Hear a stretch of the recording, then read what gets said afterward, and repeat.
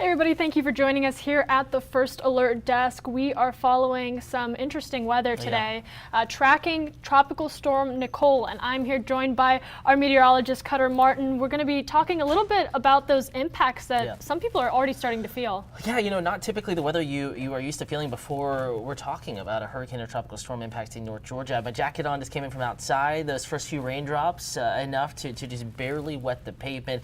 Very light rain, nonetheless. We have the clouds. We've had the breezy winds for a few days now, and the rain starting to fall. I think we'll go ahead and show people on the map where the heaviest rain is, and this is mainly to the east and to the southeast of Metro Atlanta. Again, very light stuff out there. Not a huge hindrance to any of the early commuters. The first few drops literally moving through. That's about it. Last maybe 15-20 minutes, just enough to use the wipers, and then it moves on by. But what I will say, and this is both satellite, the whites and the grays are clouds on this map, and radar, the reds, the greens, the yellows, those are the steadier rains moving in. And notice technically this is already into portions of the Atlanta News First viewing area, Putnam County, the Eatonton area, Lake St. Clair, and Oconee, now into Macon, Warner Robins, and this is moving off to the north and west at about 25-35 mile per hour pace, so into McDonough by maybe 3:16 within the next hour and a half, 2 hours, and possibly into Atlanta by 4:20 to 4:30 there. Right when that commute's home starts. So what can we expect? I know that's the time that I'm getting off work. On that drive home, what kind of conditions are we looking out for? You know, it's just going to be a normal rainy commute. Just because this has a name still doesn't mean we're going to have severe impacts here for the commute. So we don't need any big worries or anything, but we're talking wet roadways on a Thursday when people are fed up from the work week and they're not driving as good as they are on maybe a Monday morning or Tuesday morning.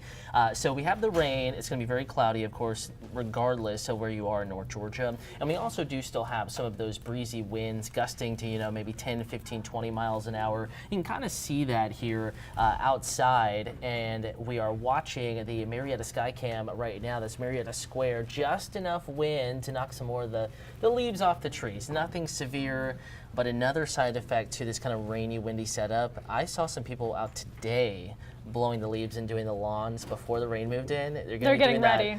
All over again, unfortunately, though, as we get into the weekend. They're getting ready for the weekend, clean the yard, make it look nice. But unfortunately, I think there's just enough leaves that are ready to fall on the trees, but haven't, to where the rain and the wind tonight are going to knock them all down. And we're talking about more yard work as we get into the weekend. Yeah, y'all, I've lived here for a little over a year, and I've noticed Georgians prepare for conditions like these. They're in their yard pulling in the lawn chairs. They're not going to let anything go wrong just because of rain and windy gusts. So a lot of people already getting prepared. I know the biggest thing on some people's minds, how's this going to affect my weekend? Yeah, and the good news is that this is in, this is out, and you're from an area that's impacted by hurricanes, tropical systems. This one is one that is moving. That's nice. It's not going to sit around the southeast. We're not going to be talking about rain well into the weekend. So we'll zoom back out here on the map and kind of lay out the hour-by-hour forecast and then take you a little bit further into the future. Let's take you back about 24 hours from now, and we'll let you know, we'll show you literally just how fast this has been moving. Again, taking you back 24 hours ago, it was not even on land. So this made a landfall in the Bahamas. It made a landfall in South Florida.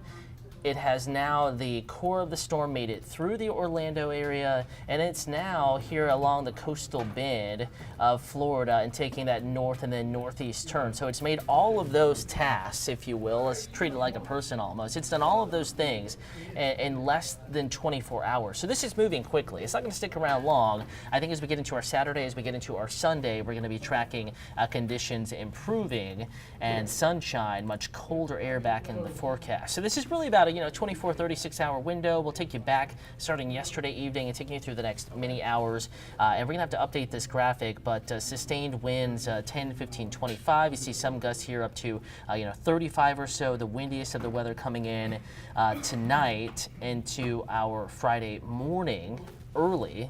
And by the time all is said and done, we're talking 1 to 2 inches of rain as an average, rain that we desperately need. We are in a severe drought, maybe a little heavier up in the mountains. But again, this is out of here. as we get into our Friday afternoon. You know, there may be some clouds, but after about 2 p.m. Friday, I think most of us are going to be back to drier conditions.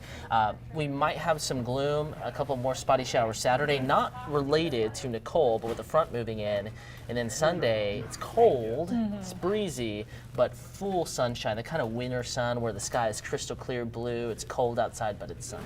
Now, I know we've been predicting this, or forecasting, I should say, for quite some time, and I've been learning a little bit more about weather conditions and meteorology. Something I heard, and maybe you can explain better, calling cards and identities that each hurricane has. Yeah, you know, we just like to say that it's you can't really compare two systems. You know, we had our last more impactful system here in North Georgia is probably Zeta. I think it's going back a couple years, but each system has its main impact, its own sort of scenarios that play out, no matter where it's making landfall. And for this one, it really has been not necessarily rainfall, though there has been some rainfall flooding in Florida. But I'm going to take you back to the satellite map because we have had quite a bit of beach erosion and coastal flooding, including along the Georgia coast. We'll adjust the map here, turning watches and warnings off just to get you the full aspect here. And remember, this tracked along and kind of perpendicular to the southeast coast, kind of starting out here, going through the Bahamas, making landfall in Florida, and then now, here it is southwest of Jacksonville, and all along that span, we have had water piling up and along the southeast coast. So we actually had some high-rise condos yesterday in Daytona evacuated because there was so much beach erosion undermining with that foundation there right on the beach. They were worried about the structure of the building. We saw video right here at Atlanta News First on TV and streaming platforms of some homes and properties collapsing into the water. So beach erosion, these big waves continuously pounding along our coastline of the state of Georgia and in South Carolina, Florida especially. But also storm surge. You know, the water level rises along with those big waves. So it's the waves and it's the water buildup. Beach erosion, I think, is the calling card, kind of the most impactful impact from Nicole, and really along the state of Florida, especially south of Cape Canaveral. Though, you know, I used to work in Savannah, WTOC, a Gray station down there. Gray Media owned it and operated. We've been watching. We've been able to see their video back here in the newsroom, and they've had coastal flooding there. Highway 80, getting from Savannah to Tybee Island. If you're familiar with coastal Georgia. It had to be shut down today due to high tide, and they probably haven't seen their highest water levels yet. So definitely seeing those impacts out of this tropical storm. I was going to say, this visual that you have, it's almost like a weather referee showing us the play of this tropical storm. A lot of people have the day off for Veterans Day tomorrow, but some are going into work. It's still Friday.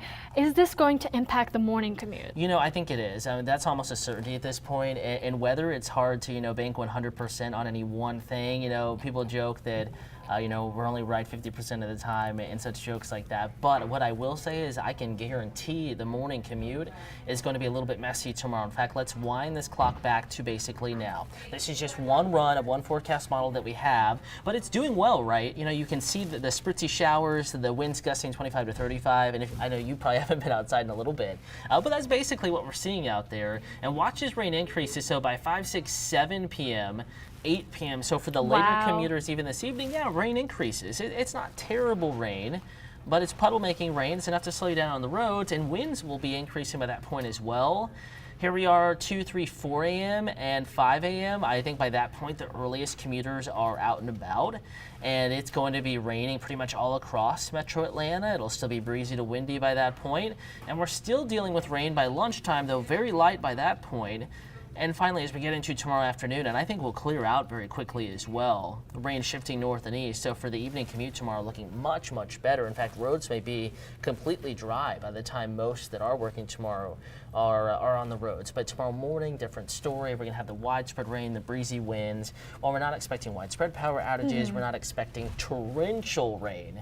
It will be heavy at times and certainly enough to slow down travel on the roads. We have to remember, this is a big metro area. The city of Atlanta doesn't take much rain to cause some problems on the roadway. So I do think waking up with that Wake Up Atlanta team tomorrow morning, seeing what the roads and what state they're in, where the crashes are, stuff like that, it's going to help you out. And some good news there. For the most part, you'll still be able to enjoy a drier weekend. And earlier, our morning team was saying, you know, we do need the rain. We do. We're in a severe drought across much of North Georgia. So as we pull up this weather graphic, again, that's a forecast model of where rain will be.